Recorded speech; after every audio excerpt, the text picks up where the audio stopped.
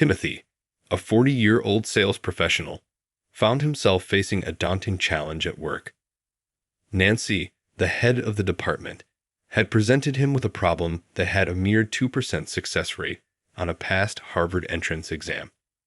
Clearly, she doubted his abilities, as she was the type who often looked down on him, assuming he was just a high school graduate. The stakes were high. Nancy had bluntly stated that if he couldn't solve the problem, he would have to leave the company. The festive holiday party atmosphere in the room suddenly turned tense and silent, as even the president, who had taken a chance on hiring Timothy, watched with concern. But Timothy was determined. "Boss, I'm not backing down," he responded firmly, his mind set on proving his worth. Timothy's journey had been an unconventional one. He had once been a researcher at Harvard, but left because he wasn't achieving the results he desired. Rather than pursuing a corporate research position, he found himself at a crossroads, burnt out and unemployed. It was then that his uncle, the president of the small medical equipment company, offered him a lifeline, recognizing Timothy's potential. Now, Timothy was ready to show his true capabilities and redeem himself. This was his chance to shine and silence the doubters, including the condescending Nancy, who had always looked down on him. I had come from a prestigious position at a major corporation, but this fresh start felt like the right move. My new boss saw my diligence and work ethic, and he assured me that everyone here would welcome me. His kind words resonated deeply during a difficult period in my life, prompting me to fully commit to this company. Transitioning from my previous role as a researcher to becoming a salesperson was daunting, however. I struggled to adapt to the social aspects of the job, feeling out of place and finding it hard to converse naturally. My sales calls were stiff and stilted. Yet, to my surprise, my new colleagues demonstrated remarkable patience and warmth, a stark contrast to the tension I had experienced in my previous laboratory setting. The supportive team even gave me the playful nickname Weeping Timothy, a testament to the care they extended. But soon, new challenges arose, particularly with Nancy, the ambitious and demanding head of our department. At only 33 years old, she had graduated from a prestigious women's college and carried herself with an authoritative presence. Adding to her formidable reputation, Nancy was the daughter of a senior executive who had connections to the company president. A coworker named Charles, who joined around the same time as me, had a disagreement with Nancy. Nancy responded harshly. She banned Charles from visiting clients and assigned him to menial tasks, which was detrimental to his future prospects. I felt compelled to confront Nancy, hoping that by speaking honestly, she would understand. Regrettably, my attempt was futile. "Who do you think you are?" Nancy snapped. "I heard you're just a high school graduate who got this job through connections. Someone like you shouldn't be giving me opinions." I had purposefully kept my Harvard background a secret, wanting to be judged based on my work, not my education. I had pretended to be a high school graduate, but I've learned that real-world experience holds more value than academic credentials in the sales field. Clients are more concerned with results than education. My colleagues are skilled and witty, which is something I strive for. Now, being criticized for my academic background feels unjust, especially when even students are encouraged to express their views. Nancy's expression tightened, resembling a professor being corrected by a student. Moments later, she forced a creepy smile and said, "Timothy, you're quite articulate." When I joined the company, I lacked a formal degree, but Nancy saw potential in me. "You don't have the credentials, but you have other talents," she said firmly.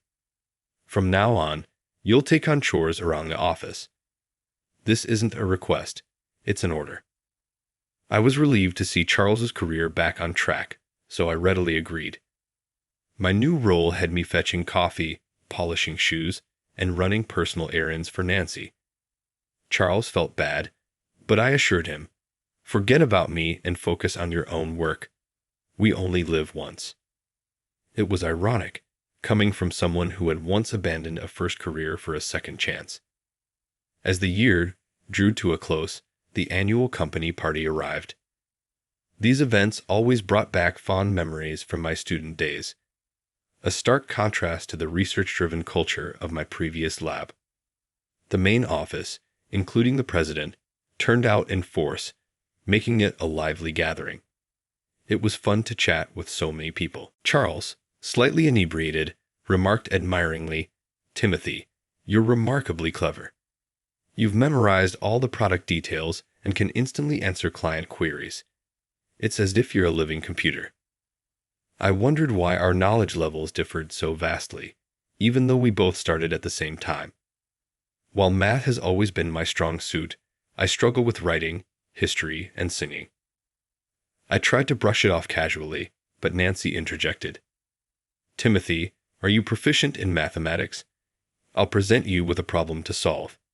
If you can't crack it, you'll have to leave the company." A hush fell over the group as they exchanged concerned glances. I viewed Nancy's offer as a chance. "I'm game," I replied. "But if it's a wager, you'll need a penalty too." Nancy responded confidently, "If you solve it, I'll do whatever you ask." Her self-assurance reignited a spark of my former ambition, the drive to achieve greatness and earn accolades. Nancy wrote an equation on the whiteboard, taken from a past Harvard entrance exam for the sciences, designed to stump applicants.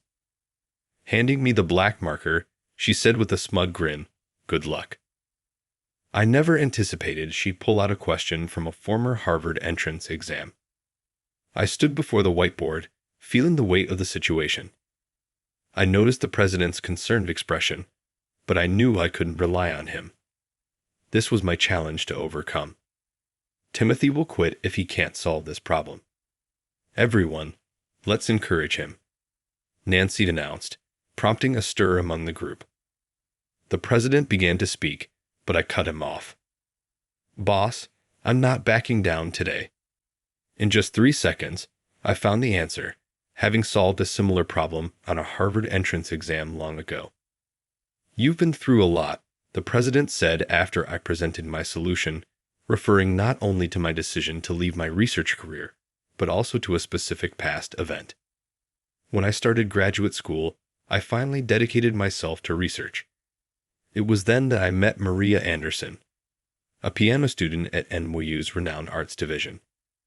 If Harvard is the pinnacle of academia, then NYU's arts program is the peak of the arts world. I first encountered Maria at a piano bar, where a friend had taken me. Despite my limited musical knowledge, I was captivated by her performance, realizing that there are people with truly exceptional talents. Whenever I take the stage, your face in the crowd catches my eye. The way you listen, so captivated by the music, tells me you find joy in my performances. I'd appreciate your constant support and the passion you bring to every show. Your presence means more to me than you know. Her gratitude surprised me. I'd thought that people with great artistic talent would be more arrogant. I thought it was okay to be a bit selfish if you had the power to captivate the public. But Maria's performances were worth that much. I should be the one thanking you. Lately, I've been feeling incredibly fulfilled because of you. She laughed and said, "That's an exaggeration." That was the start of a deeper connection between Maria and me. Maria had been playing piano since she was 2 years old. At that age, I wasn't thinking about research at all. I've come to realize that artists are born, not made. Despite our different backgrounds, upbringings, and talents, we shared a deep love and trust. I used to think that someone smart enough to get into Harvard wouldn't appreciate music. But that's not true. I admire artistic talent because it's something I lack. Plus, while I'm researching things that don't yet exist, Maria's music makes me feel like I can achieve the impossible. Maria gave a sad smile and said, "Thank you. The only people who ever say that are you and my grandma." "Your grandma?" I asked, surprised. "Yes, she always praised my piano playing. My mom is strict and never gave me praise. But thanks to my grandma, I kept playing. She passed away last year." "I'm sorry to hear that," I said. But now I have someone else who praises my piano playing so I can keep going. At this time, Maria was considering quitting the piano. Even though she was at university surrounded by exceptional talents, she had lost her confidence. Her piano playing became even more magnificent, filled with a strength and healing quality that energized me just by listening. I thought no one else in the world could play like Maria. She won the university's piano competition and aimed for international contests. Her success thrilled me. It was the first time I felt so happy for someone else's achievement as if it were my own. Meeting her brought color to my previously dull, research-focused life. Maria left her piano bar job and dedicated all her time to practice. Meanwhile, I finished my master's program and was deciding whether to pursue a FD. This led to a conflict with my parents. They wanted me to consider my future and join a major corporation. I was nearing 30, and they were right. Most people would get a job after finishing their masters. I understood that developing industrial products at a big company would be more lucrative than uncertain research. If I failed to produce results, I'd end up with nothing.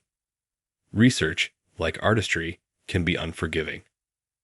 But I didn't want to give up my dream of winning a prestigious award with my research. Maybe it was Maria's inspiration, but I decided to pursue a FD. Of course, you can stop the financial support.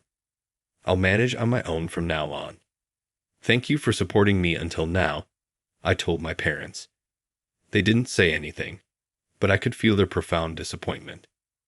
Fortunately, my younger brother, who aims to be a doctor, graduated with honors from a prestigious medical school this year. He'll surely make our parents proud. Just think of it as if you only had one son, I said. It might have been the worst thing for a parent to hear, but I was committed to this path with no turning back. I finally understood why untalented street musicians keep performing despite the mockery. I vowed not to lose Maria. Even though we couldn't see each other as often, knowing we were both pursuing our dreams made me feel less lonely. Our bond grew stronger with every phone call, and I believed we were a perfect couple united by our dreams. One day, I met Maria after a long time.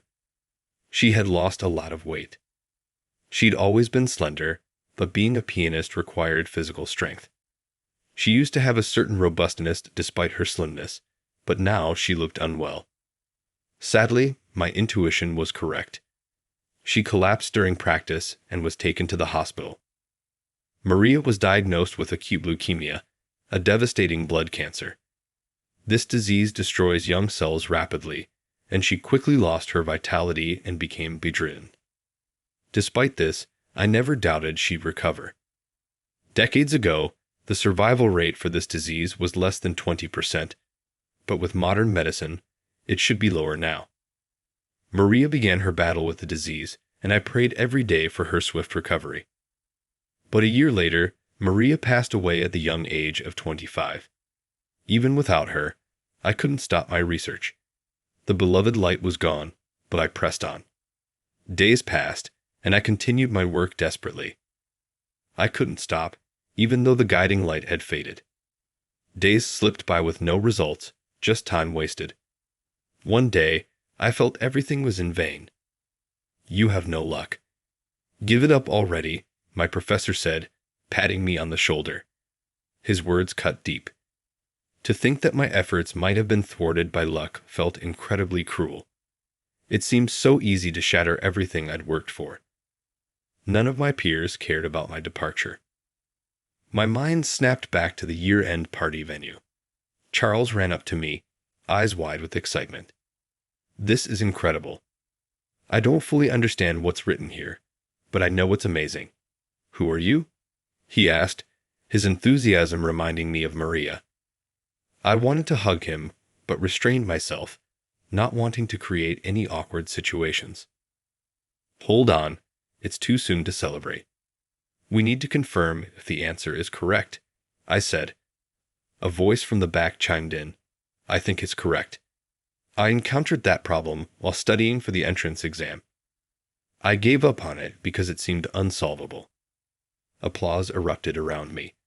It felt strange to be praised so much for solving an entrance exam problem. Quiet, we haven't confirmed the answer yet, I said. I looked at her and added, I'm confident it's correct. I've solved this problem before.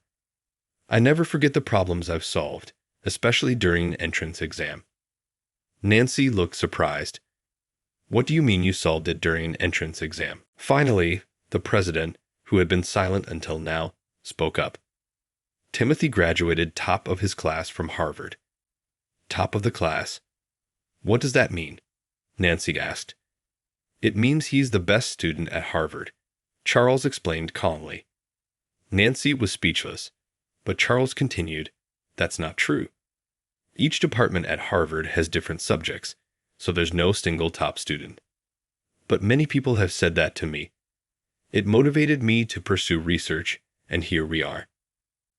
I smiled sheepishly, trying not to seem too full of myself.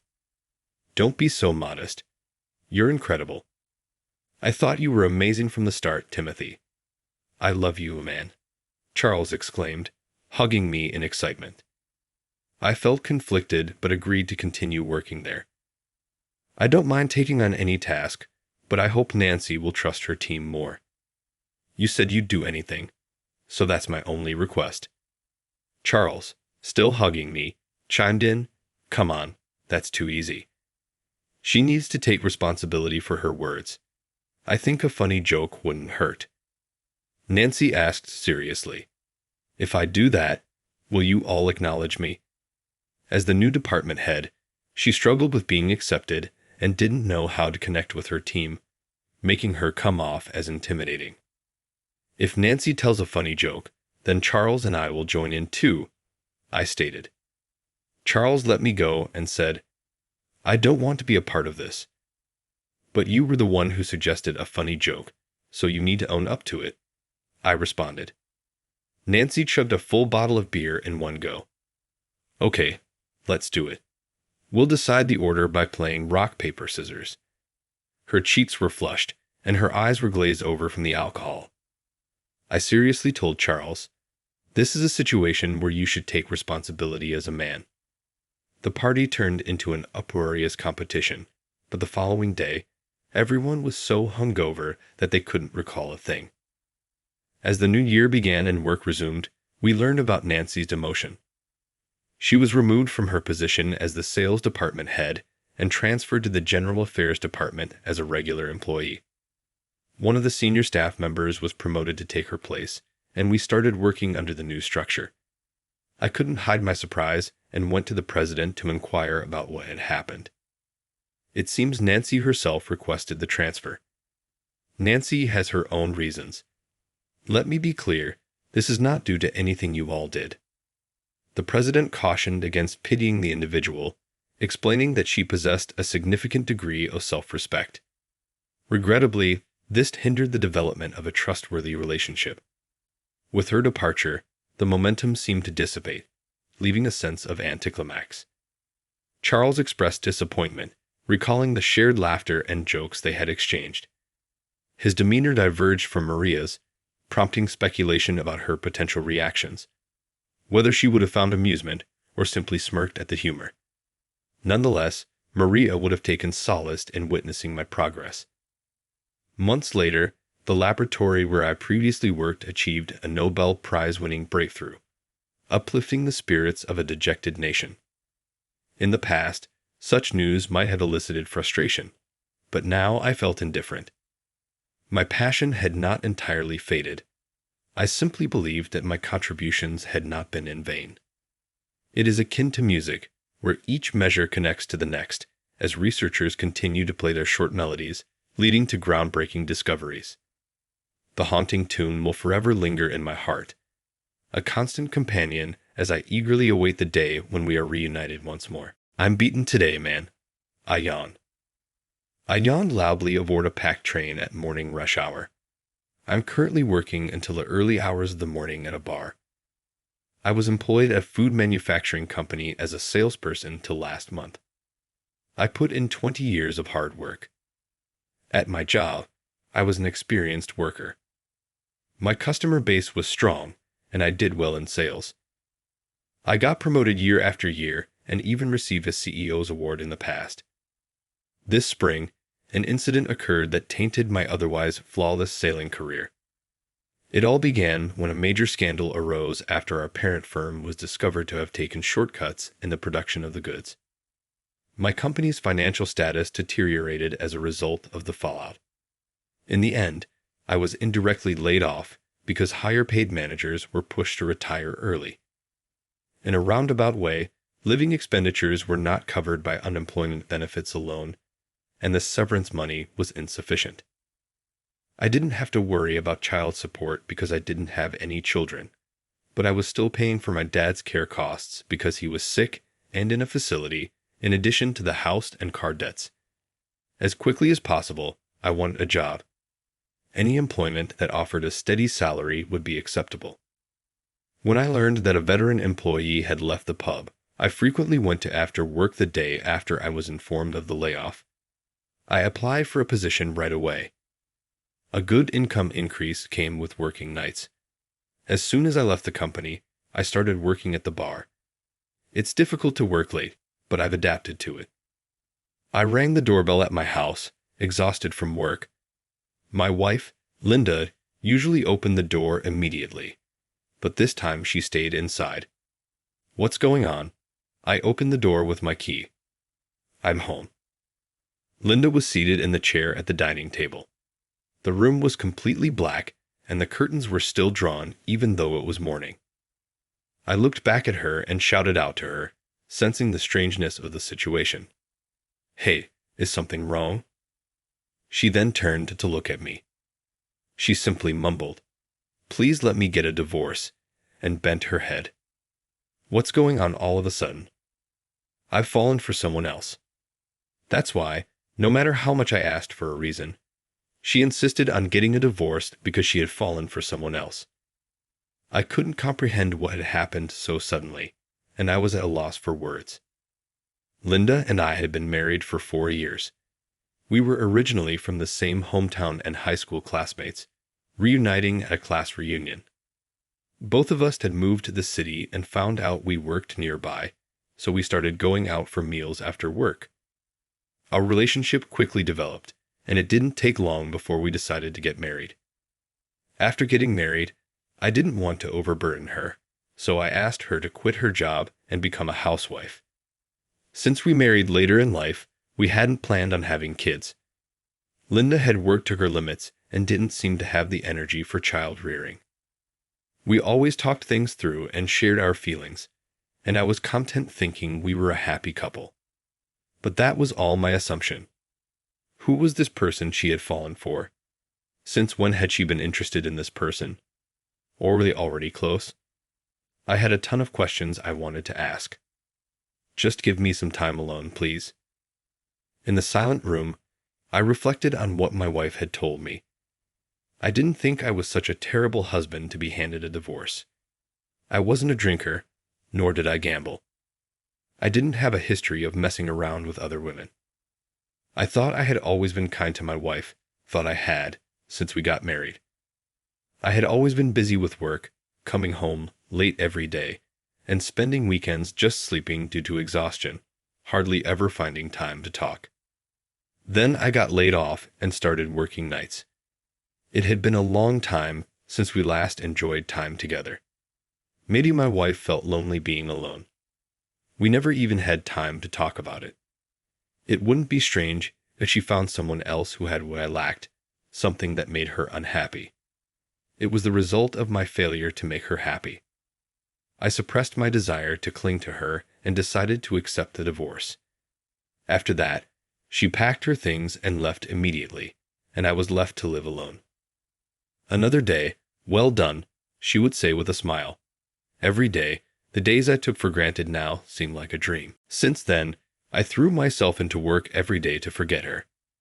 The bar job was harder than I thought. The business hours were from evening till 5 o'clock a.m., open 365 days a year, no days off. Besides the regular operations, there was a lot to do: making sales reports, training, and cooking, submitting reports, attending meetings. There were days I had training from 9 o'clock a.m. After finishing work at 5 o'clock a.m., I hardly had any time to sleep. But the quietness of a home without my wife was unbearable, so the tough routine was just what I needed. I was totally engrossed in my work.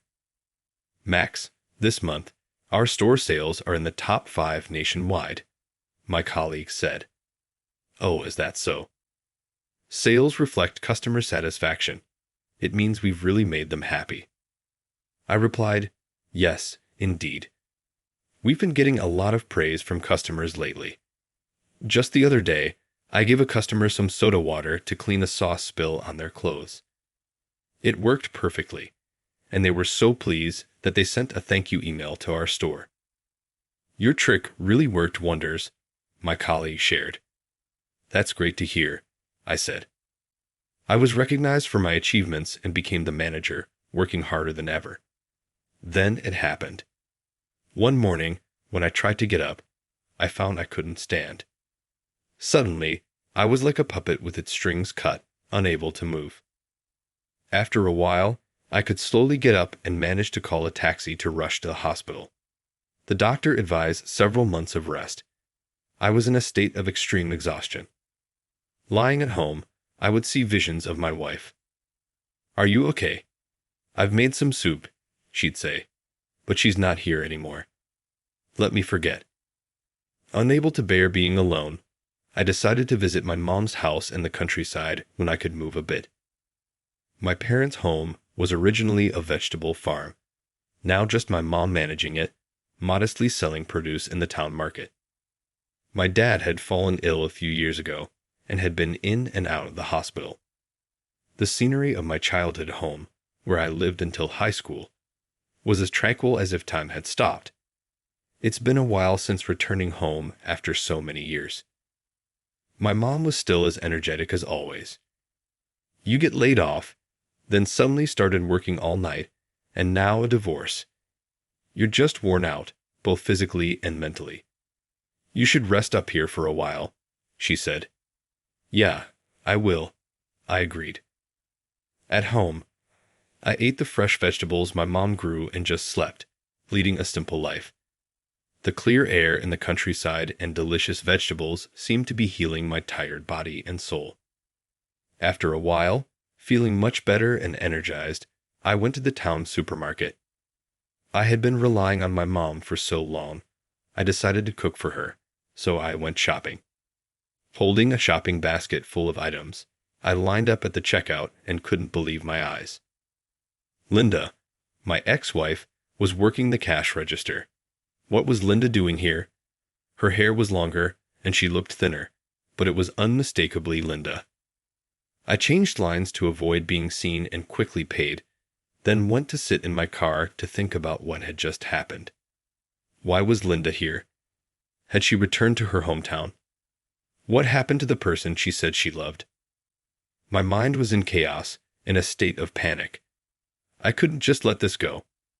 Eventually, I parked my car next to the employee entrance of the supermarket and decided to wait for her to come out and talk to her. Calling her wouldn't make her come out, and I couldn't just show up at her family's home. This store was closing in another 2 hours. I thought waiting and talking to her directly was the best option. Then Linda passed by, pulling her bicycle. Linda, I shouted, jumping out of the car.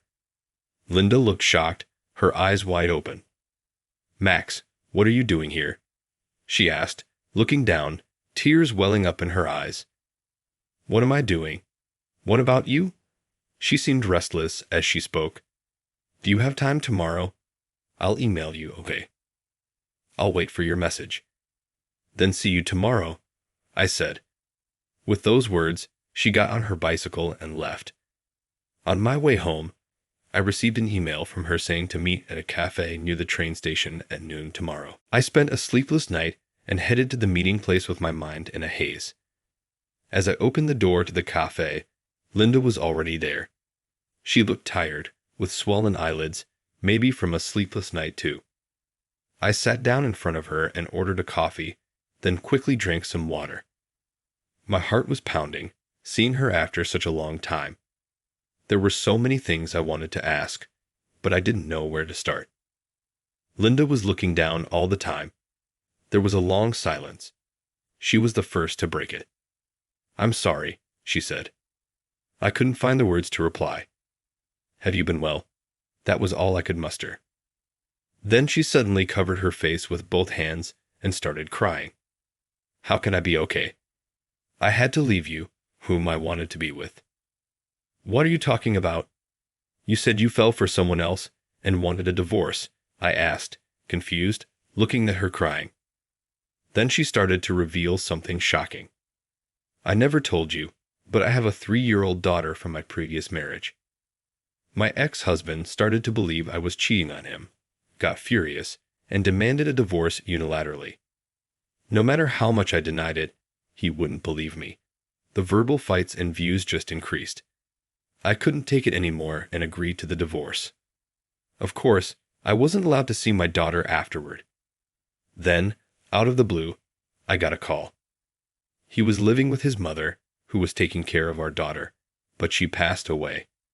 He got ill and said he couldn't take care of her anymore. I couldn't leave my child with him, but I also couldn't bring her to my home. So, I thought the only option was to divorce you and go back to my hometown to take care of her. Tears kept falling from her eyes. I've been struggling every day, wondering what to do. I couldn't bother you with my problems, but I didn't want to leave you. There hasn't been a day I haven't thought of you. It's my fault. I had something so important and got married." "That's terrible," she said in a weak voice, crying aloud. I knew she had been divorced, but I didn't know about the child. I wish she hadn't kept it a secret, but knowing she had suffered alone all this time filled me with an overwhelming sense of heartache. "I'm sorry too, Linda. I was so wrapped up in my own issues that I didn't listen to your problems. Whether you have a child or not, my love for you doesn't change." I grasped her hand, holding a handkerchief firmly with both of mine. "Dad, I brought some vegetables with Grandma. Serve these pickles at the restaurant too," she said. "Oh, thanks. These cucumbers are really good," I replied. After that, I quit the bar I was working at, sold my house, and came back to my family home. Now I'm living here with Linda and her child. Somehow, I started being called Dad by her daughter, and it makes me feel a bit emotional every time. Then I opened the small bar in our town. The restaurant is famous for its healthy menu made with vegetables grown by my mom, and is bustling with customers every day. "Honey, oh Max, should we also serve this onion?" she asked. "Yeah, it's made with good fertilizer, tastes great," I said. That's true. Linda is helping out at the restaurant too. My dad, who had been hospitalized, is now out of the hospital and comes to the restaurant for his rehabilitation. A few years ago, I never would have imagined returning to my hometown, opening a bar, living with my parents, Linda, and her child. There were many tough times, but they made me realize how happy I am now. Looking at everyone in the restaurant, I felt energized. All right, let's do our best today.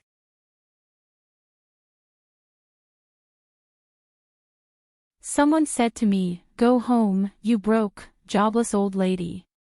What are you doing on this trip for free?" I'm so disappointed in my family as usual. I'll show you what hell looks like. I decided to deal with them while taking some alone time away from my family. My brother called me and asked, "What did you do?" My name is Grace. I'm 30 years old and work in an office. I've been dating a wonderful guy named Joseph for about 3 years. We met in college, where he was a senior. I often asked him for advice on work and personal issues. He always listened carefully and gave good advice. After we started working, we kept meeting up, and one day he told me he loved me. We began dating, and things have been going well ever since. We're even thinking about getting married soon. One day, Joseph proposed to me, saying, "Grace, I want to spend my life with you. Will you marry me?" I said yes, and we decided to get married. We told our families about our engagement. When I met Joseph's family, his mother was really nice to me. She was kind and friendly, and we had a lovely time together. She even gave me a lot of compliments, which made me a bit shy. The meeting went well, and I felt relieved. Next, I had to introduce Joseph to my family, which made me feel down. The reason is, I don't really like my family. My parents were both very good at sports and got into college on athletic scholarships. They expected me to be good at sports too, but I wasn't. They made me try different sports like basketball, swimming, table tennis, and figure skating, but I was never good at any of them. I was only average at sports, which wasn't good enough for my parents. They were clearly frustrated with me. When my brother Kevin was born, they had high hopes for him in sports too. Kevin turned out to be very good at soccer. The local youth coach said he had talent, and my parents were thrilled. They shifted all their attention to Kevin, calling him a genius and treating me like a disappointment. As I grew older, my parents paid no attention to me. I focused on my studies and did well, but they said it didn't matter. When I wanted to go to college, they said they couldn't afford it, so I had to rely on scholarships. Meanwhile, Kevin continued to excel in soccer and even got a soccer scholarship to high school. My parents were overjoyed and believed he would go pro. Kevin started to look down on me and insult me, saying things like, "You're a loser and a burden. Mom and Dad don't like you. If you weren't around, they could invest more in me." My parents never stopped him, and his insults hurt my self-esteem. Even though I got into a good college and landed a good job, I still felt unimportant compared to Kevin's successes. My parents were prouder of Kevin than ever. While I was working hard to pay back my student loans, Kevin was still living at home, getting all the love and attention from my parents. He was in college and playing soccer, but he couldn't go pro in the end and had to find a job. Despite this, my parents were still proud of him, and he continued to live happily at home. Every Christmas, when relatives came over, my parents introduced me as their disappointing daughter and Kevin as their pride. Even when relatives tried to say something nice about me, my parents brushed it off, insisting Kevin was much better. This always made me feel upset. Eventually, I stopped going to these gatherings and was hesitant to introduce my fiancé, Joseph, to my family. Joseph knew about my family's behavior but wanted to meet them anyway. So, after many years, I decided to call my mom and tell her the news. Her response was cold, and she barely acknowledged me. I told her Joseph wanted to meet the family, but she seemed indifferent. She suggested we just get married without a meeting. Then Kevin's voice came through on the phone. He mocked the idea of meeting Joseph, saying he wanted to see how lame my fiancé was. When Kevin said he wanted to invite us, Mom agreed. I was upset but decided to visit my family on my next day off. I prepared myself for the possibility that they might treat me badly. "Yeah, I guess if that phone call was any indication, your family is quite something," Joseph said. I explained that it had been tough dealing with them and apologized, but since we were getting married, Joseph insisted on meeting my family. We agreed to keep it short and then leave. We drove to my family's home. When we rang the bell, no one answered, so I used my key to let us in. In the living room, I saw my family sitting on the sofa and was surprised to see a young woman I didn't know. I decided to greet everyone. "Hi, everyone. It's been a while. This is my fiancé, Joseph. Nice to meet you all," I said as I introduced him. My family looked at Joseph, and Kevin made a rude comment that even made Joseph awkwardly chuckle. Kevin then introduced the woman next to him. "This is Mandy, my wife. We've been living here since we got married," Kevin said. I was shocked. "Wait, you're married?" I asked, wide-eyed. "Yeah, last year," Kevin replied. I couldn't believe it. My mom looked annoyed and told me it wasn't my business. I was stunned that Kevin had married without telling me. When Dad addressed Joseph, he asked, "I'm not interested in you, but what do you do for a living? If you're marrying Grace, it can't be anything impressive." I was angry at Dad's comment, but Joseph gently held me back and apologized for the rudeness. He handed his business card to Dad. At first, Dad looked at it dismissively, but then his eyes widened. "You're a lawyer?" Dad exclaimed. Mom, Kevin, and Mandy were also surprised. "Wow, this is amazing," Mom said. "Elizabeth, get some tea for our guest." The family's attitude changed instantly. They were now very interested in Joseph and even asked if his salary was high. Mom even requested a designer bag for herself. I was shocked by how shameless my family was, especially Mia. It was audacious of her to say such things to Joseph when they had just met. Joseph responded with a polite smile, but I was uncomfortable with the way they were behaving. During a meeting between our families, my parents and Kevin's family were very enthusiastic. Even my mother-in-law seemed surprised by their eagerness. After the meeting, I apologized to my mother-in-law, but she had already heard about it from Joseph and reassured me not to worry. I felt relieved, knowing my mother-in-law was genuinely nice.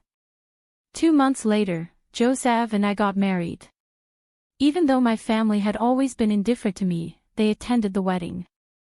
Afterward, they started calling us frequently, inviting us to dinner at fancy restaurants. I suspected they were only interested in Joseph's money because he was a lawyer. We were busy, so I told them we couldn't make it right now and would let them know when we could. My mom responded enthusiastically, saying they were free anytime. I felt disgusted because they seemed to care more about taking advantage of Joseph than about me. A few months later, Mom called again, asking when we would join them for dinner. She spoke in a sweet tone, saying they were planning to celebrate her 50th birthday. She added that since they had raised me through high school, it would be nice to show some gratitude. I could tell my mom was getting impatient and expected us to treat her well, but she did have a point. I had managed my own college expenses, but my parents had supported me up until then. Maybe it was time to show some appreciation. When Mom turned 50, I agreed to join the celebration. She was thrilled and suggested a family vacation. I wasn't too excited about it, but I saw it as an opportunity for Joseph and me to spend some quality time together. Joseph agreed, so we decided to go. Mom was ecstatic when I told her and asked me to handle the reservations. She sent me a bunch of URLs for luxury hotels and high-end restaurants. I was annoyed by the extravagance but went ahead with the bookings. When I called to confirm the reservations, Mom was overjoyed and thanked me. The day of the family vacation arrived, and we flew to Florida. Everyone seemed excited. Joseph and I decided to spend some time alone and not join the family for souvenir shopping. We planned to meet up for dinner at the fancy restaurant we had booked.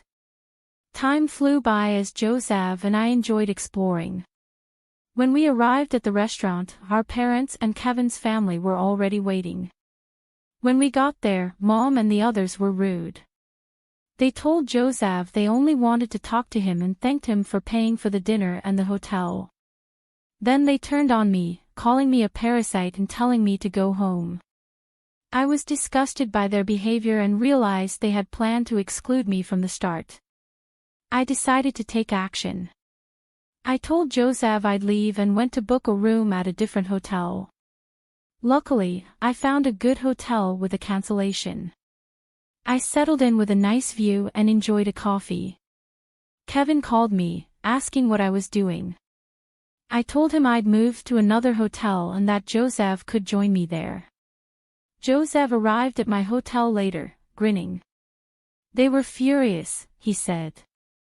They had to pay the bill because I left before the food arrived. We were both frustrated by their behavior but shook it off. We enjoyed a meal at the hotel's upscale restaurant, relaxed in our room, and the next morning, we explored the area to avoid our parents. We even changed our flight to an earlier one. While waiting for our flight, Mom called me, furious. She demanded to know why there was a hotel bill for $1,000 and said they couldn't afford it. She called me arrogant and a parasite. I told her I was planning to pay for the whole trip to thank them for their support, but their behavior ruined it. Mom was shocked when I told her I earned more than Dad and had substantial savings. I decided to cut ties completely, hung up, and blocked their numbers. They couldn't find us because they didn't know where we lived or worked. However, my family went to Joseph's law firm, caused a scene, and demanded to see him. Kevin even broke some office equipment, which led to their arrest. After spending so much on the trip, they now had to pay for damages and fines. Both Dad and Kevin lost their jobs and now work part-time, living in poverty. Meanwhile, Joseph and I are happy and recently celebrated the birth of our beautiful daughter with my mother-in-law. I'm looking forward to cherishing our new family and living a joyful, fulfilling life. Money has a way of turning family dinners into battlefields. I learned this the hard way at my parents' mahogany table, watching my father's face as he delivered news that would shatter our carefully constructed world. Anderson Innovations is facing bankruptcy, he said, his voice steady despite the bomb he'd just dropped. The crystal glasses trembled as my mother Helen set down her wine too forcefully. I'm Chloe, and until that moment, I thought I understood the dynamics of wealth and power. I was wrong. My husband Ryan's hand tightened around his fork, knuckles white against the sterling silver. His mother Diane, sitting across from me, couldn't hide the flash of panic in her eyes. It was there and gone in an instant, replaced by something calculating that made my skin crawl. Surely there must be some mistake, Charles, Diane purred, leaning forward. Your company's stock has been soaring. Markets change, my father replied, cutting into his perfectly cooked steak. Technology is volatile. Sometimes empires fall. Ryan cleared his throat. Perhaps if we pooled our resources. There's nothing to pool, my father interrupted. The company's assets are frozen. Helen and I will need to downsize significantly. I watched my mother-in-law's face transform through a series of micro-expressions: shock, fear, anger, and finally, determination. She turned to me with eyes that reminded me of a predator sizing up wounded prey. Chloe, darling, surely your trust fund is tied to company stock, I cut in, the lie sliding easily off my tongue. Something in my gut had been warning me about Diane's intentions for months. Now I knew why. The silence that followed was thick enough to choke on. Frank, my father-in-law, studied his plate with sudden intensity. He'd always been the quiet one, but tonight his silence spoke volumes. We're family, Ryan said finally, his voice strained. We'll figure something out. I turned to look at him, really look at him, and for the first time, I saw what I'd been refusing to see, the ambition burning behind his charm. The way his eyes darted between my father and his mother, calculating angles I couldn't yet see. Family, my father echoed, raising his glass. How fortunate we are to have such devoted relatives in times of crisis. The word devoted carried weight I couldn't quite decipher, but something in his tone made me sit straighter. I'd inherited more than just his green eyes. I had his instinct for reading people. And right now, every nerve ending was firing warnings. When did you first notice signs of trouble? Diane pressed, abandoning pretense. My father smiled, but it didn't reach his eyes. Trouble has a way of sneaking up on you, doesn't it? Rather like certain relationships. Ryan's hand found my knee under the table, squeezing too hard to be comforting. I resisted the urge to shake it off. We should discuss this privately, my mother interjected, ever the peacekeeper. Perhaps over coffee in the study. As chairs scraped back and tensions rose, I caught my father's eye. There was something there, a glimmer of satisfaction. Before I could analyze it further, Ryan was pulling me aside, his breath hot against my ear. We need to talk about this, he whispered urgently. About our future. I nodded, but my mind was already racing ahead, connecting dots I hadn't even known existed. The way Diane had been pushing Ryan to advance at his firm. The subtle digs about my simple lifestyle choices. The increasing pressure to attend social events where Ryan's mother paraded us around like prized show horses. As I watched them file into my father's study, Ryan's straight-back determination, Diane's predatory grace, Frank's defeated shuffle, one thought crystallized with perfect clarity. This dinner wasn't just about money. It was about unmasking truths that had been hiding in plain sight. And somehow, I knew this was only the beginning. The morning after my father's announcement, I found Ryan in our home office, hunched over spreadsheets I'd never seen before. The glow of his laptop cast shadows across his face, making him look older, harder somehow. "You're up early," I said, lingering in the doorway. He didn't look up. "Someone has to figure this out. Your father's company employs thousands of people. Did you know that?" The accusation in his tone made my spine stiffen. "Of course I know that. Then why aren't you more worried?" His fingers drummed against the desk. "We need to talk to your father about accessing your trust fund." "No." Now he did look up, his charm slipping just enough to reveal something uglier underneath. "This isn't the time for your independent woman routine, Chloe." "Routine?" The word tasted bitter. "Is that what you think it is?" My phone buzzed, a text from Megan, asking to meet for coffee. I needed that escape more than ever. "I have plans," I said, already turning away. "With who? Your little friend from the bookstore?" Ryan's chair scraped back. "We have real problems to deal with. Mother's already called twice this morning." "Of course she has." The words came out sharper than I intended. "And what brilliant solution did Diane propose?" "Don't say her name like that." "Like what?" "Like she's the enemy." He moved closer, reaching for my hand. "She's trying to help us." I pulled away, remembering the predatory gleam in Diane's eyes at dinner. "Is she? Or is she trying to help herself?" My phone buzzed again. Ryan glanced at it, his jaw tightening. "Go ahead. Run to Megan. But we're having this conversation when you get back." The coffee shop was busy, but Megan had claimed our usual corner table. One look at my face, and she pushed her untouched muffin toward me. "That bad?" I picked at the muffin's crust. "Ryan's been making calls all morning, looking at financial records. It's like he's possessed." "And Diane?" "Circling like a vulture." I met Megan's steady gaze. "You were right about her, about everything." "I never wanted to be right." She leaned forward. "What aren't you telling me?" Before I could answer, my mother's name flashed on my phone. I almost ignored it, but something made me answer. "Darling." Helen's voice was tight with controlled panic. "Are you alone?" "I'm with Megan. What's wrong?" "Diane just left here. She had proposals about the company, about your father stepping down early to make way for—" She paused. "For Ryan." The muffin turned to ash in my mouth. "What?" "She suggested it would be best for everyone. A smooth transition, she called it. Keep it in the family." My laugh sounded hollow, even to my own ears. "Ryan's been in corporate law for 3 years. He knows nothing about running a tech company." "I don't think that matters to them, sweetheart." My mother's voice softened. "There's something else. Your father, he seemed almost amused by the whole thing, like he was watching a play he'd already seen." The pieces started shifting in my mind, forming a different picture.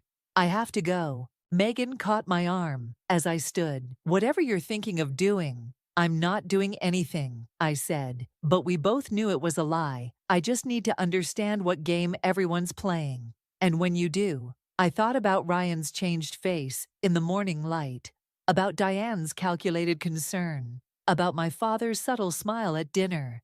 Then I'll decide if I want to keep playing at all. Walking home, my phone lit up with texts from Ryan. "Mother's coming over for dinner. We need to present a united front. This is about our future, Chloe." Our future. I stopped walking, watching a couple argue silently through a restaurant window. Their gestures were familiar. his insistent, hers defensive. I wondered if they too were discovering that love wasn't enough when trust started crumbling. I typed back one word, fine, let them come. Let them show their hands. I had a feeling my father wasn't the only one testing loyalties, and maybe it was time I started my own game.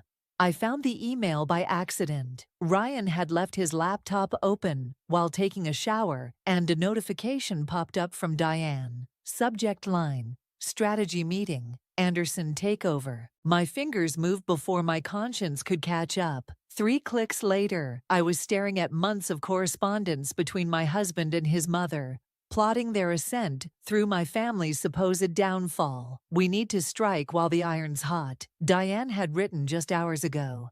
Charles is vulnerable. If we can get Chloe to convince him about the trust fund.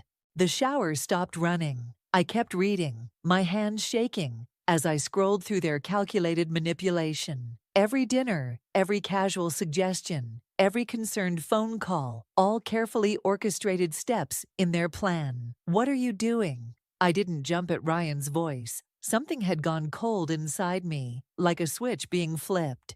Reading about how you and your mother plan to use my father's crisis to your advantage. Very thorough notes, by the way. You had no right. To what? Discover how my husband's been conspiring behind my back. I turned to face him, still in his towel, water dripping onto our expensive hardwood floors. Or should I say my father's future CEO? His face did something complicated. Shame, defiance, then that smooth mask I'd grown to hate. You don't understand business, Chloe. Sometimes opportunities. The laugh that escaped me didn't sound like my voice at all. Is that what I am to you? An opportunity. Don't be dramatic. He moved toward his closet, all casual confidence. Your father's company needs new leadership. Mother simply recognized.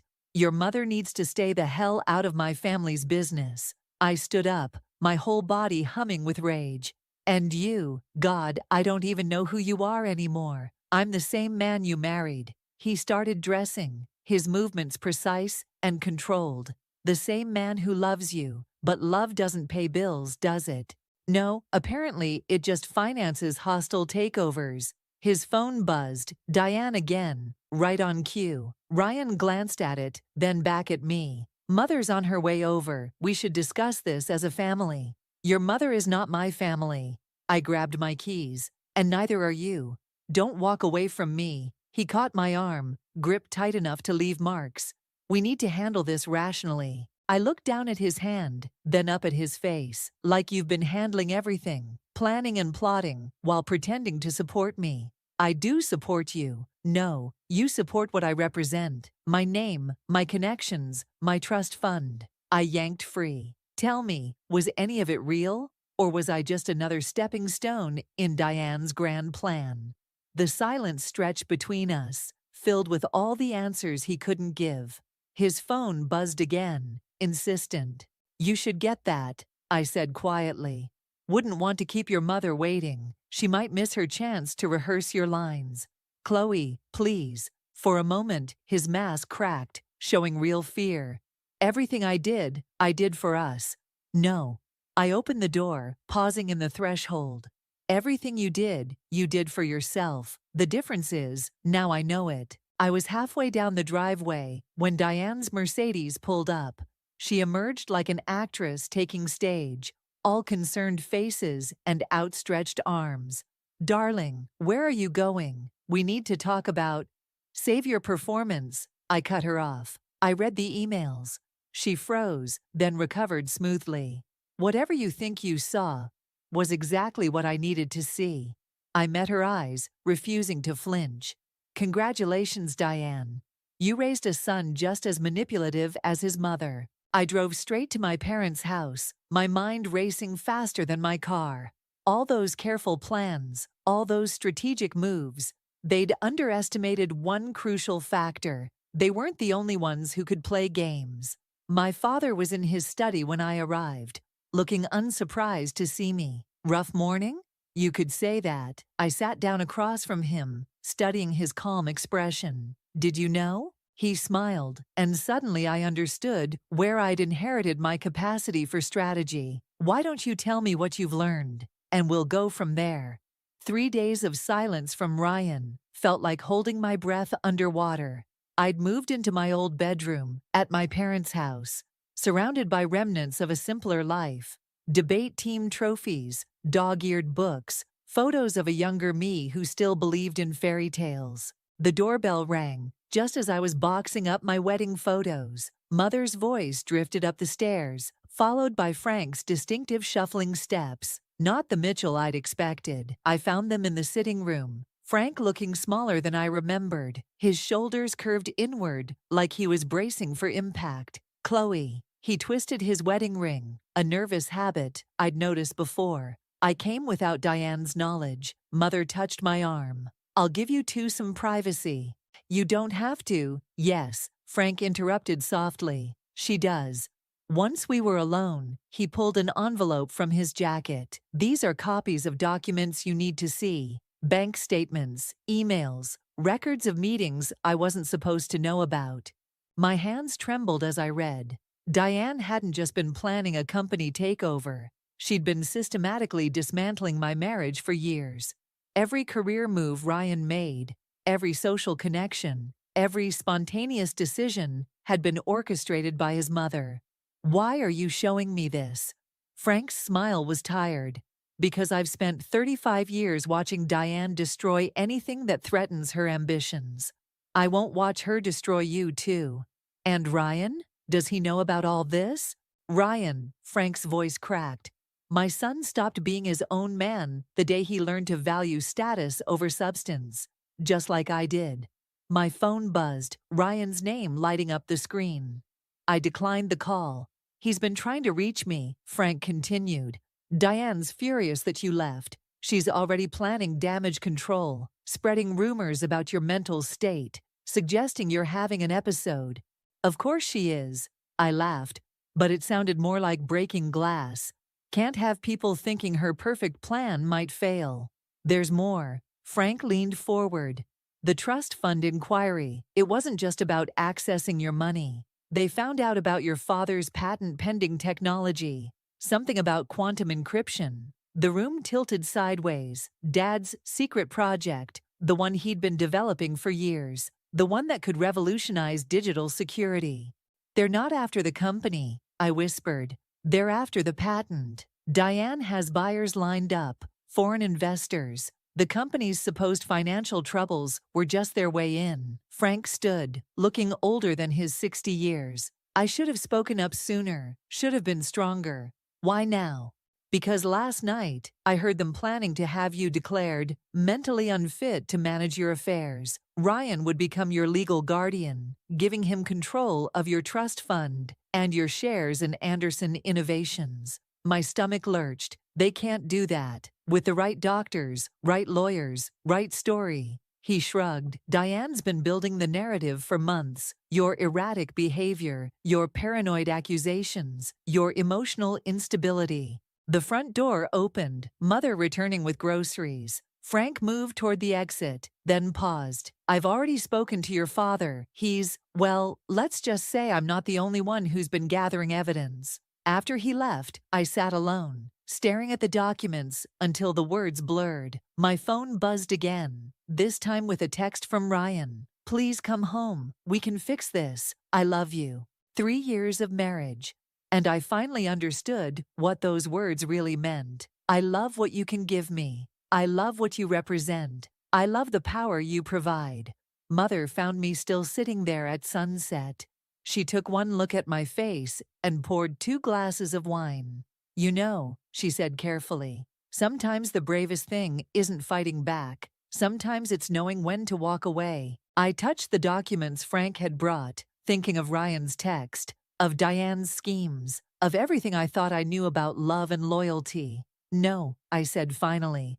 Sometimes the bravest thing is fighting back exactly when they expect you to walk away. The charity gala sparkled with artificial warmth, crystal chandeliers, casting shadows over faces I'd known my whole life. I hadn't planned to come, but Father insisted. Keep your enemies closer, he'd said with that cryptic smile I was starting to understand. Diane held court near the champagne fountain, her red dress a splash of blood against the cream-colored walls. Ryan stood beside her, playing the dutiful son, though his eyes kept finding me across the room. Darling, Diane's voice carried over the murmur of conversation. We've missed you terribly, haven't we, Ryan? The crowd parted like water. I felt their stares, heard their whispers. Poor Chloe Anderson, having a breakdown. Such a shame about her family's troubles. Mother, Ryan stepped forward, reaching for my hand. I pulled back. Don't. The word came out sharper than I intended. Heads turned. Diane's smile never wavered. You're looking rested. The time away has clearly done you good. Though I do worry about you, alone in that big house with your parents, especially given their current situation. My parents are fine. Of course they are. She touched my arm, her fingers cold. But there's no shame in seeking help when one's mental health is suffering. Ryan's been beside himself with concern. The room tilted slightly, so this was her play, setting the stage, building her narrative. I caught Frank's eye across the room. He looked away. Actually, I said, loud enough for nearby guests to hear, I've been quite busy. Did you know Father's new encryption patent is generating quite a buzz? Several international buyers have expressed interest. Diane's fingers tightened on my arm. Patents? I wasn't aware Charles was still developing anything. Oh yes, revolutionary technology apparently. Though you'd know all about that, wouldn't you, given your recent meetings with certain investors? The color drained from her face. Behind her, Ryan went very still. I don't know what you're implying. No? I extracted myself from her grip. Funny, because I have emails suggesting otherwise. Would you like me to share them with the board members here tonight? You're obviously unwell, she said loudly. Ryan, darling, perhaps you should take your wife home before she embarrasses herself further. The only embarrassment, I replied, matching her volume, is how transparent your schemes have become. Tell me, does everyone here know you've been planning to have me declared mentally incompetent? Or was that supposed to be a surprise? The surrounding conversations died. Ryan stepped forward, panic breaking through his polished facade. Chloe, please. Please what? Keep quiet. Play my part? Be the good little wife while you and your mother try to steal my father's company. That's enough. Diane's mask finally cracked. You ungrateful little... Ungrateful, I laughed, the sound echoing off crystal and marble. For what? The manipulation, the gaslighting, or the way you've turned my husband into your puppet? Well, how dare you? No, how dare you? I turned to the stunned crowd. My father's company isn't failing, but someone wanted you all to think it was. Someone who's been meeting with foreign investors, promising them technology that isn't hers to sell.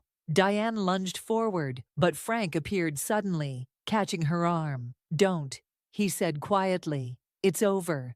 The silence that followed was deafening.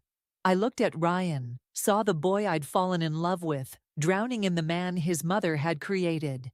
I filed for divorce this morning, I said softly. You can stop pretending now. As I walked away, Diane's voice chased me. You'll regret this.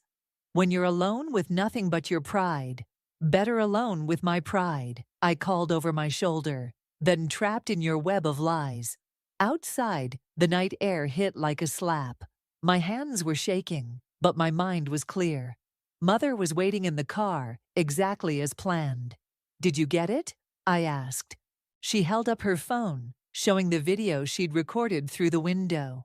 Every word. I leaned back, exhaling slowly. Tomorrow the board would receive copies of everything. The emails, the recordings, the proof of Diane's betrayal.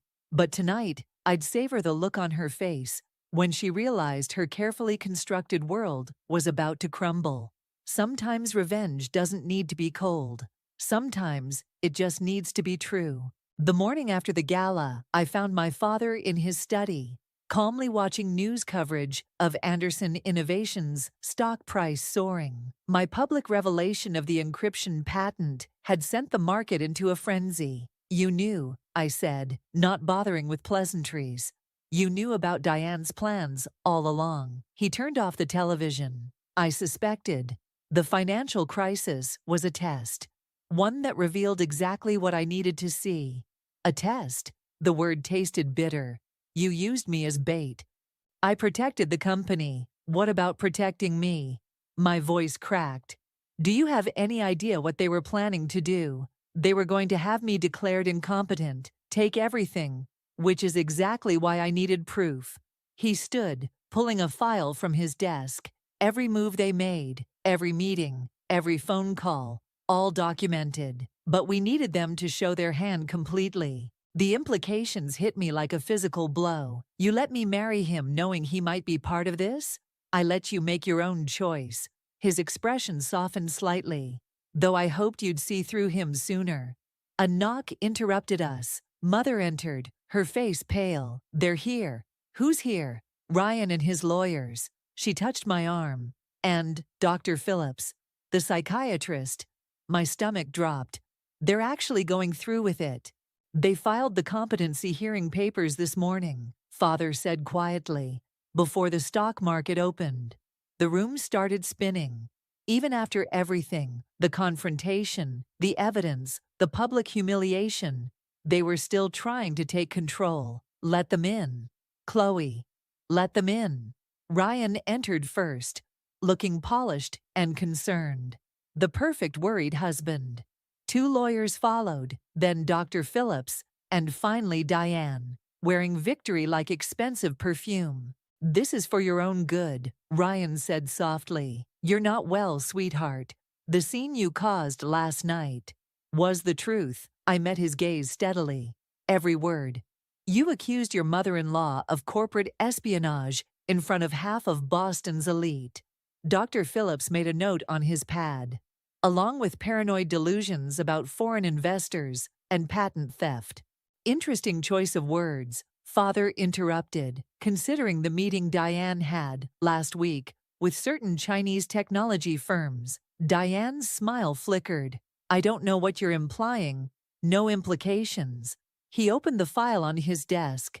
Just facts, dates, recordings. Enough evidence to interest not just the board, but the FBI. The lawyers exchanged glances. Dr. Phillips cleared his throat. Nevertheless, Miss Anderson's erratic behavior. Mrs. Mitchell, Ryan corrected automatically. Not for long. I pulled out my own file. Divorce papers, already signed. Your plan might have worked if you'd been smarter, or if I'd been weaker. You can't prove anything, Diane snapped, mask finally cracking. Actually, Frank's voice came from the doorway, making everyone turn. She can, and I'm here to make sure she does. He walked in slowly, placing a USB drive on Father's desk. Everything, Charles. Every meeting, every plan, every conversation. I may have been a coward in my marriage, but I won't let you destroy my son's soul like you destroyed mine. Ryan stared at his father, color draining from his face. Dad, I'm sorry, son. Frank's voice was gentle. But this has to end. The next few minutes blurred, lawyers muttering urgently, Dr. Phillips making excuses to leave, Diane's carefully constructed facade crumbling into desperate threats. But I couldn't look away from Ryan's face as he finally understood. He'd lost everything by trying to take what was never his. The competency hearing is canceled, one lawyer announced, given the circumstances. And the divorce, I asked, will be uncontested. He glanced at Ryan. Unless... No, Ryan said quietly. No contest. They filed out slowly, leaving only the heavy silence of endings. Father touched my shoulder. It's over. But it wasn't. Not really. Because now I had to face the hardest truth. Everyone I'd trusted had been playing their own game. Even my own father. Was any of it real? I asked the empty room. Or were we all just pieces on someone else's board? No one answered. Maybe that was an answer in itself. The Anderson Innovations Board meeting room felt like a courtroom, with 12 pairs of eyes watching me take my seat. Ryan and Diane sat opposite, their lawyers flanking them like guards. Father occupied his usual place at the head of the table, his expression unreadable. "Before we begin," Diane's lawyer started, "my clients would like to propose a settlement." "No." I placed a single USB drive on the polished table. "No more deals. No more negotiations. Today we're going to watch something interesting." Ryan shifted uncomfortably. "Chloe, please." "Computer's ready, Miss Anderson," the tech assistant announced. The lights dimmed. On the massive screen, Diane appeared in crystal-clear resolution, meeting with foreign investors in a hotel room I recognized from last month. "The encryption technology will be yours," Screen Diane promised, "once we secure control of the company." "Turn it off," Diane snapped, half rising. "Why?" I kept my voice steady. "This is my favorite part, where you explain how you'll have me declared mentally unfit to access my shares." The board members murmured. Ryan's lawyer whispered something urgent in his ear. "You've edited this," Diane accused. "This is another example of her instability." "The footage is authenticated," Father interrupted, "as are the financial records, showing attempted wire transfers to offshore accounts." Ryan's face had gone ashen. "Mother? Oh, don't act surprised." My laugh felt like broken glass. "You were there for some of these meetings. Remember Singapore, when you held my hand at dinner while your mother sold my family's legacy behind my back? I never meant to get caught?" I stood slowly. "That's the problem with people like you and your mother, Ryan. You're so focused on what you want to take, you never notice what you're losing." "Enough." Diane's mask finally cracked. "You spoiled little girl. You have no idea what it takes to build something, to climb, to steal," I challenged, "to manipulate, to destroy your own son's soul just to satisfy your ambition. Everything I did was for him." "No." Frank's voice came from the doorway. I hadn't even heard him enter. "Everything you did was for yourself, and I have the proof." He walked to the table, placing another drive next to mine. 35 years of evidence. Every scheme, every manipulation, every destroyed life you left in your wake, including what you did to the Harrismans last year. The color drained from Diane's face. Several board members leaned forward, suddenly alert. "Frank," she whispered, "you wouldn't." "I already have." He turned to the board. "I've submitted everything to the SEC. They're very interested in certain real estate transactions from 2019. Ryan stood abruptly. "Dad, what are you doing?" "Choosing truth over power. Try it sometime, son." The next few minutes dissolved into chaos. Lawyers huddling, board members making calls, Diane's carefully constructed world crumbling in real time. "The board will need to deliberate," the chairman announced finally, "but given the evidence—" "You can't do this," Diane interrupted. "I'll release everything, every dirty secret, every skeleton." "Go ahead." I met her desperate gaze. "Unlike you, I'm not afraid of the truth anymore." She lunged across the table, papers flying. Security moved quickly, but not before she grabbed my arm, her nails drawing blood. "I made you," she hissed.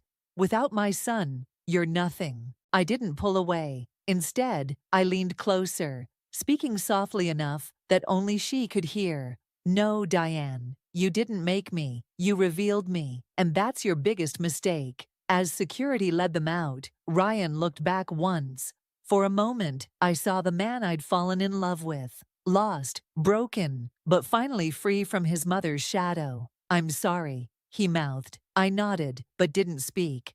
"Some apologies come too late to matter." Father touched my shoulder. "The board will vote to press charges." "Good." I gathered my things, suddenly exhausted. "But that's not why I did this." "Then why?" I thought about Diane's words. "I made you." "Because sometimes," I said quietly, "the only way to unmake someone else's version of you is to show them who you really are." The truth, it turns out, is the sweetest revenge of all. The divorce papers felt lighter than I expected, maybe because I'd already done the heavy lifting, carrying other people's expectations, shouldering their ambitions, bearing the weight of false love. Megan poured coffee as I signed the final page. My kitchen, once filled with Ryan's expensive gadgets, now held only what I truly needed. "Have you seen the news?" she asked, sliding her phone across the table. Diane Mitchell faces federal charges, the headline declared. Below it, a smaller story. Frank Mitchell files for divorce.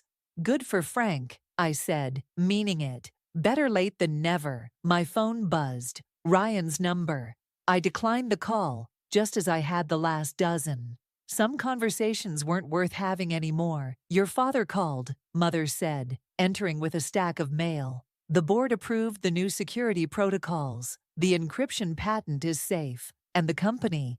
Stronger than ever. She hesitated. Ryan's law firm dropped him. Apparently, attempted corporate espionage isn't good for business. I should have felt satisfaction. Instead, I felt something closer to peace. The quiet kind that comes after a storm. The doorbell rang. Through the window, I saw Frank, standing on the porch, looking older but somehow lighter.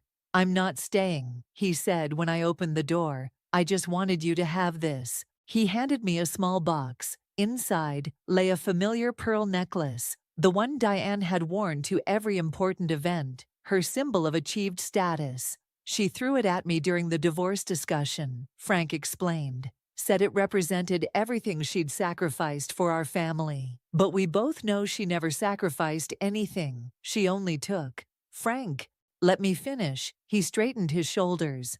I'm moving to Maine. Bought a small bookstore up there. Always wanted to run one, before Diane convinced me it wasn't ambitious enough. I touched the pearls, feeling their smooth surface. Why give these to me? Because you showed me something I'd forgotten. That real strength isn't about taking what you want. It's about standing firm in who you are. After he left, I sat on the porch steps, watching the autumn leaves dance across the lawn. Mother joined me, her shoulder touching mine. What will you do with them? She asked, nodding at the pearls.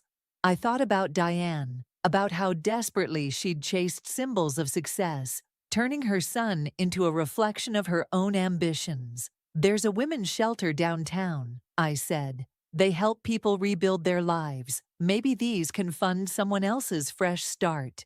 Mother smiled, understanding what I wasn't saying. Sometimes the best revenge isn't about destroying your enemies. It's about transforming their weapons into something better. Inside, Megan was clearing the coffee cups. Ready for dinner, that new bistro opened downtown. Actually, I interrupted. I thought we could cook here, something simple. She paused, then grinned. Like those terrible pancakes we used to make in college? Exactly like that. As we gathered ingredients, I caught my reflection in the window. No designer clothes, no careful makeup, no pretense. Just me, finally comfortable in my own skin. My phone buzzed one last time. A text from Ryan. I never deserved you. I deleted it without responding. He was right. But that wasn't the point anymore. The point was that I'd finally learned to deserve myself. You're smiling, Megan observed, measuring flour with cheerful imprecision. Because I just realized something. I cracked an egg, letting the shell fall away, clean and complete. All this time, I thought I was fighting to save my family's company, or my marriage, or even my dignity.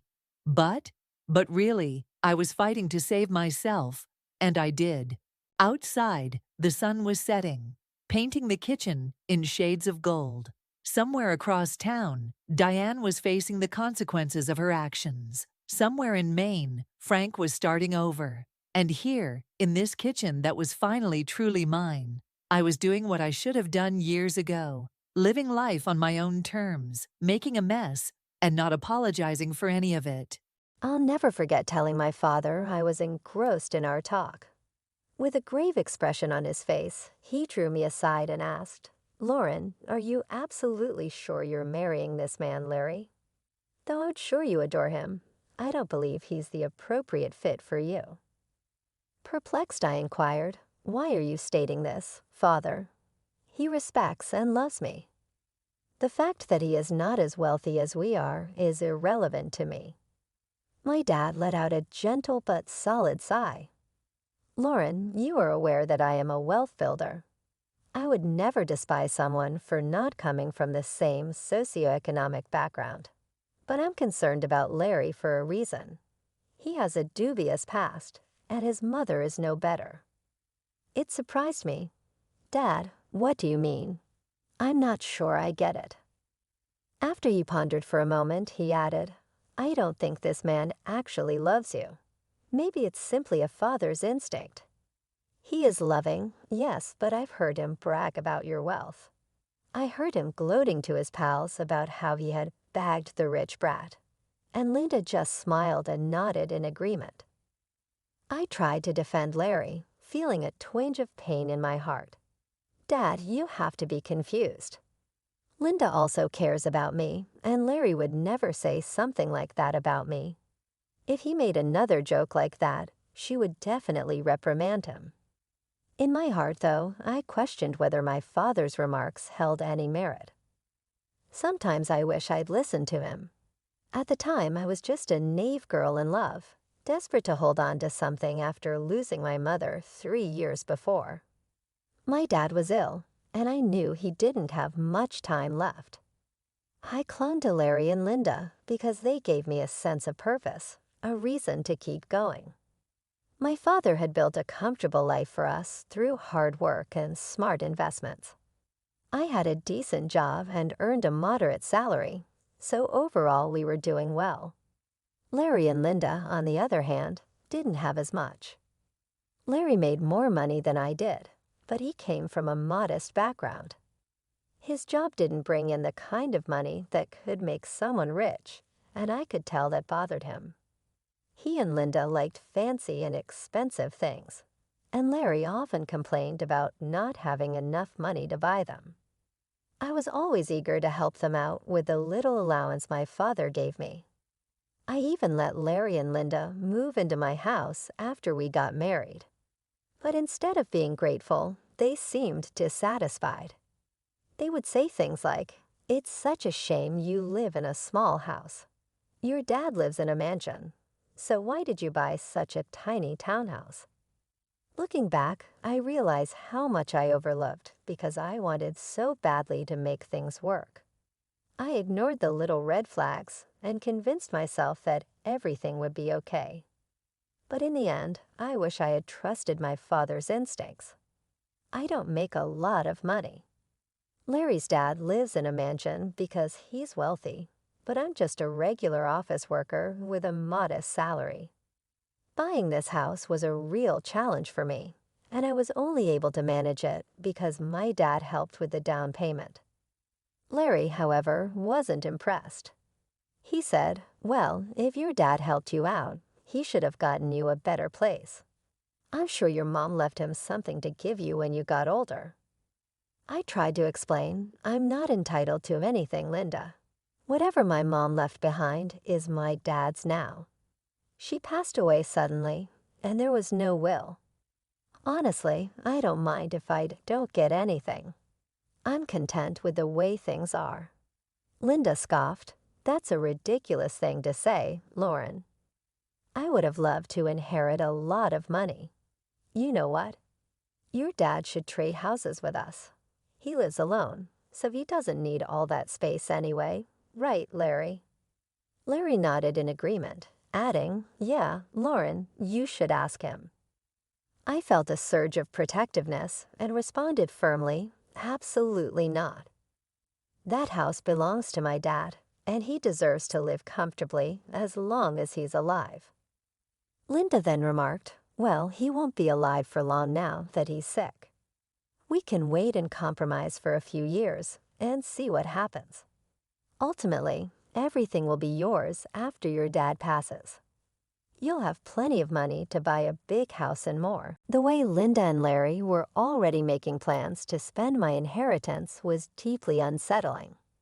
It didn't help that they frequently urged me to ask my dad for more money. We weren't struggling financially. Larry and Linda just wanted the luxurious lifestyle they imagined, even though it wasn't within our reach. Honestly, I was growing tired of their behavior. However, the real drama unfolded after my father passed away. His battle with cancer ended sooner than I had expected, leaving me devastated. I was heartbroken, but Larry and Linda offered little support. Instead, they were more concerned about the date of the will reading and showed no interest in helping with the funeral arrangements. To make matters worse, they even refused to attend the funeral, saying that my dad was no one to them.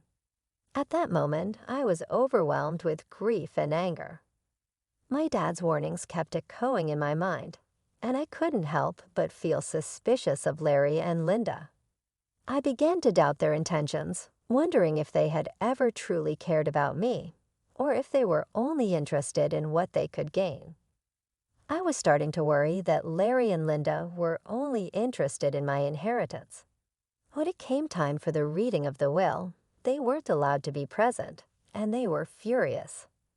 Larry snapped, "Why on earth aren't we allowed to be there? This is absurd. Brian was my father-in-law." Linda chimed in, equally outraged. "Yes, this is ridiculous. We're family, and we have every right to know what Brian left behind. At the very least, my son should be allowed to be there." I tried to keep calm and explained, "Your son isn't mentioned in the will, Linda, so he doesn't have the right to be there. Why are you two so fixated on inheritance? You didn't even bother to come to the funeral." It was ironic how suddenly my dad mattered to them when it came to the possibility of getting some money. I was really annoyed with both Linda and Larry, but what made things worse was how relentless they were. As soon as I got back from the reading, they pounced on me, eager for details. They weren't allowed to see the will themselves, and that only made them more persistent. I was struggling with the grief of losing my father, but instead of offering any words of comfort, they were only interested in one thing. Linda asked bluntly, "So we've been wondering for a while now, how much inheritance did you get from your parents? You must have received a lot of money. Tell us how much." I looked at them and said, "Unfortunately, my parents didn't leave me any money, so I didn't receive anything." Linda's eyes widened in disbelief. "What? You didn't get any money? But your parents were rich. They should have left you something. I don't believe you didn't get any money. You're lying to us. There's no way your parents didn't leave you a single penny." Larry joined in, pressing me, "No money at all. The will didn't even mention you getting any kind of money. You can't be serious." I sighed and tried to stay patient. "No, Larry, there was no money in my inheritance. The lawyer told me that. You can even check my bank balance in a few days and see for yourself." "But what about all their wealth?" Linda asked, her voice edged with frustration. "You're their only child. Who's going to get everything they had?" I shook my head and said, "I don't know about that, Linda. The lawyer just told me I didn't get any money, and honestly, that's okay with me.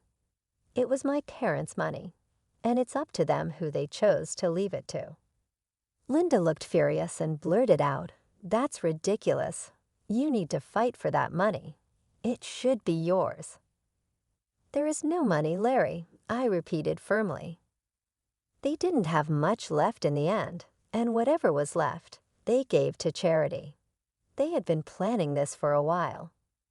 Larry and Linda looked completely taken aback, anger simmering just below the surface. I couldn't understand why they were so upset. I almost gave in and told them everything, but something held me back. There was a growing doubt in my mind that my husband and mother-in-law were up to something that wasn't in my best interest. I decided to wait and see how they would react, but they didn't let up. Larry and Linda kept pressuring me for more information, as if they didn't believe what I had told them. The more they pushed, the more uneasy I felt, sensing that there was more to their behavior than just disappointment over the inheritance. I decided enough was enough. I told them firmly that I didn't get any money, and even offered to show them my bank account in a few days. A month passed, and nothing showed up. During this time, Larry became more distant and stopped being affectionate. He was always checking my account and constantly hounding me for information about my inheritance. It became clear where this was heading. Finally, one day I decided to put an end to it. I showed them my bank statements and said, "See, I told you that I didn't receive anything. I'm not hiding any secret inheritance money from you. Do you believe me now?" Larry looked at the statements and said, "Wow, our years of hard work just went down the drain then." So her parents weren't rich, and she didn't even get $3,500 in the will. This is ridiculous. I can't believe this. Linda echoed his sentiment. "I can't believe this either, Larry. I stayed in this marriage for nothing. I married Lauren for nothing. It was all a waste of time." Feeling hurt and confused, I asked, "What the hell does that mean, Larry? Why are you talking like this?" Linda answered for him, "Why do you think he's saying these things, Lauren? Who the hell would marry you without thinking about the money? My son simply married you so that we could rely on your inheritance. Now I see that you didn't even get a penny. I can't believe I wasted 3 freaking years on a useless girl like you. I could have done so much better." I was stunned to hear them speak that way about me. I finally realized that Larry married me for money. My parents were right about him and his mom. They were gold diggers. I was so done with my husband and mother-in-law. I was breaking inside, but what they said next turned me to stone. Linda looked at Larry solemnly and said, "What's done is done, Larry, but now it's time for you to divorce Lauren. There is no reason for you to stay with her anymore. You'll have time to find a new rich wife. This time, we will make sure she actually has some money to her name." I was in disbelief. "Are you freaking kidding me, Linda? You're asking Larry to divorce me over money. Larry, are you going to listen to her?" Larry didn't hesitate. "Of course I would listen to her, Lauren. I married you so that my mom and I could have a comfortable life. We grew up poor, and I didn't even go to college. I had no way of earning a lot of money." I was horrified. "So you pretended to love me and tricked me into marrying you? You thought my parents would give me lots of money." Larry nodded, and I felt my heart shatter. "Yes, Lauren, I thought your parents would leave you a lot of money. But now I see that they didn't. It was all for nothing." With those words, everything became clear. My parents were right all along. Larry and Linda were only interested in my inheritance, and now that it was gone, they had no use for me. I knew I had to leave them and start a new life, free from their greed and deception. I was willing to share everything with Larry, believing that our marriage was built on love and trust. But when he spoke, I realized how wrong I was. "Yes, that's what I thought too," he said coldly. "It was the only way I could give my mom the life she always wanted. But now I see that my efforts were pointless. Mom's right. I need to divorce you and keep looking." His words hit me like a ton of bricks. The casual, almost indifferent way he talked about ending our marriage made me question my own sanity. How could he be so detached, so unfeeling? Linda and Larry continued to voice their frustration, complaining about the marriage and about me, but I stopped listening. I was too overwhelmed, too lost in my thoughts, trying to process what they had just said. Their complete lack of emotion and Larry's sudden change in behavior were both heartbreaking and infuriating. At first, I felt a wave of anger rise up inside me. I wanted to scream, to throw things, to let out all the pain and frustration that had been building up. But instead, I took a deep breath and remained calm. "Okay then, Larry," I said quietly. "If a divorce is what you want, you'll get it. I've never been one to refuse your demands, so I might as well give in to this one as a last favor." Linda, sensing an opportunity, quickly added, "So you'll agree to a mutual divorce. It'll save us both a lot of money. And don't even think about trying to get alimony from my son. We'll fight you every step of the way. It's best if you just agree to this." I nodded, realizing that I didn't have much choice. "You're right. I don't have a lot of money right now, so I've decided on something. I'll agree to a mutual divorce, but only if you sign a clause stating that we won't share any of our assets. We'll each walk away with what we have and nothing more." Larry agreed without hesitation. "That's not a problem at all. You don't have much, and neither do I at the moment. If you can forego alimony, I'll sign the divorce papers and won't claim anything from you." We discussed the details of the divorce, making sure we were on the same page. I could see the relief on their faces. They were both happy that I wasn't making a fuss. I guess they didn't expect me to be so calm about it. But the truth was, ever since that day, I had been crying on my way to and from work. I would sit in the parking lot of my office, crying for an hour before and after work, trying to pull myself together. Larry never noticed my puffy eyes, never asked why I was leaving early for work or coming home late. Linda didn't even bother looking at me after she found out I had no money. Their behavior only made me more determined to get out of the marriage as soon as possible. I knew I had to stay strong and move on with my life. Even though it hurt deeply, I was ready to close this chapter and start anew. The way they treated me, the way they were more interested in money than in our relationship, made me realize that I deserved better. I deserved to be with someone who loved me for who I am, not for what I could offer them financially. In the end, I agreed to the mutual divorce and made sure that we each kept our own assets. It was a painful process, but I knew it was the right decision. I had to let go of the life I thought I had and focus on building a new one free from the greed and deception that had poisoned my marriage. I decided that I needed some space from Larry and Linda, so I had them move out of my house and into a rented place nearby. They settled in quickly, and while we waited for the divorce to be finalized, Larry kept his word and didn't demand a share of my house. I also didn't ask for any alimony. In his eyes, it was a fair deal. But I had no idea how much I had underestimated the situation. The truth of it all came to light on the day our divorce was finalized.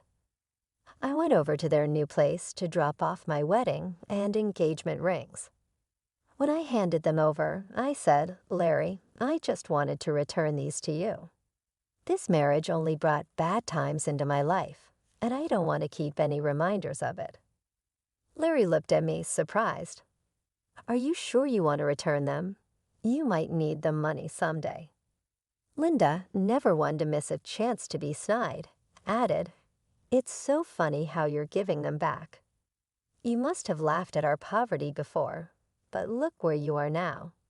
My son is being generous, giving you the rings back. You might need to sell them when your stupid job doesn't pay enough. We don't want the rings anyway. They're cheap ones." I kept my composure and replied, "What would I need to sell the rings for, Linda?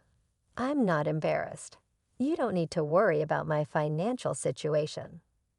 Linda smirked and said, "Oh, we already know your parents didn't leave you anything. Probably because they lost everything due to bad financial decisions, leaving their daughter with nothing." At that point, I couldn't help but laugh out loud. Linda looked puzzled, and so did Larry.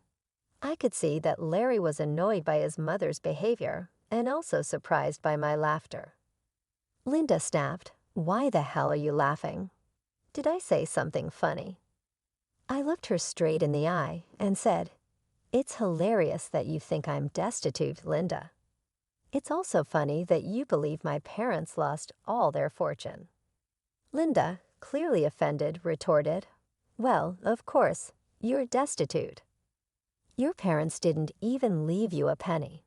They must have messed up and ruined your life by not leaving you an inheritance." I smiled and said calmly, "I never said I didn't receive an inheritance, Linda. I simply told you that I didn't get any money. My parents actually left me plenty of inheritance." Linda's eyes widened in disbelief. What do you mean you have an inheritance? I'm so confused. I continued, my parents could see through you and Larry for what you are, little gold diggers. So they made a secret clause in their will. It stated that I wouldn't receive any monetary inheritance right away. Instead, I was given something much more valuable. Larry, now clearly agitated, asked, "What are you talking about? What did they leave you?" I looked at them both and said, "My parents left me this entire neighborhood as my inheritance." Linda and Larry were stunned. Linda stammered, "What? You own this neighborhood now? How is that possible? We would have known about your inheritance if that were true. We even signed the release with an estate manager who didn't tell us the name of the owner." I explained, my parents wanted me to wait for a year before I could take full control of the properties, so everything was kept quiet. But now I own this entire neighborhood, including the place you're living in. Linda and Larry were left speechless. The realization that they had been living in a place I owned after all their scheming was too much for them to handle. The tables had turned completely, and they were finally exposed for who they truly were. I turned to leave, feeling a sense of closure and satisfaction. I had seen through their greed and managed to come out stronger on the other side. Now I was ready to move on and build a new life free from their manipulation and lies. I got my inheritance, and my parents wanted me to test if you were with me for love or money. Well, you both failed the test, so now you won't get anything from me. The estate manager was put in charge by my parents to take care of the property before I inherited it. They were very smart, you know. Larry scoffed, "That's impossible. I don't believe anything you're saying.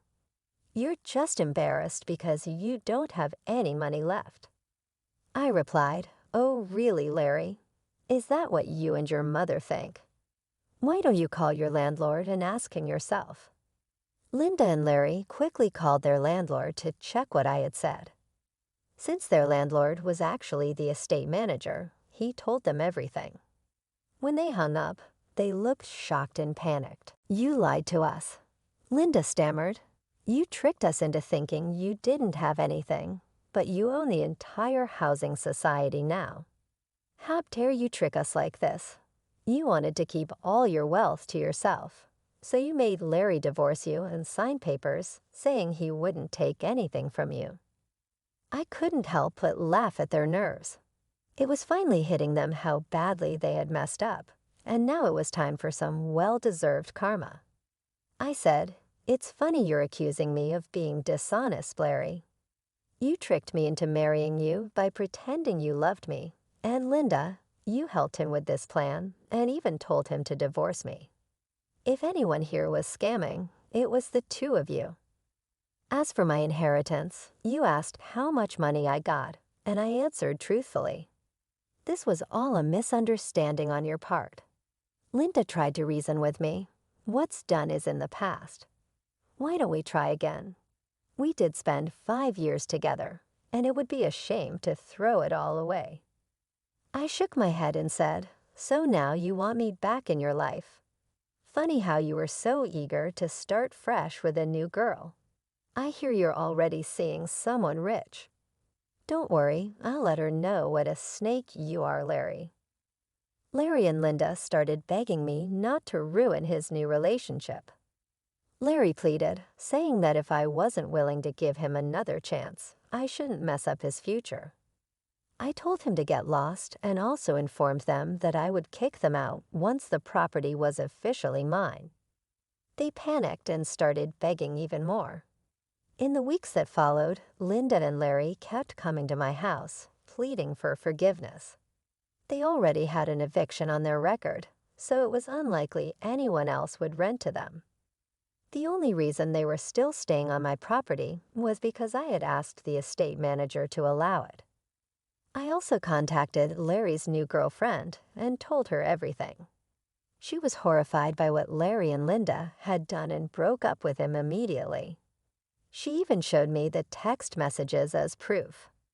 Larry and Linda came over after this disaster and started cursing and calling me names. I promptly made a police call and had them taken off my land. I promptly evicted them once the property was officially in my name. They had no idea that I would actually carry out my threat. I called the police, who issued them a strong warning when they reappeared. In addition, I requested a restraining order. As it turned out, everyone in the town was aware of what had occurred. After being rejected by their friends, Larry and Linda were forced to move out of the city and start over somewhere else. For now, though, I'm content with my newfound money and at last free of those gold-digging leeches.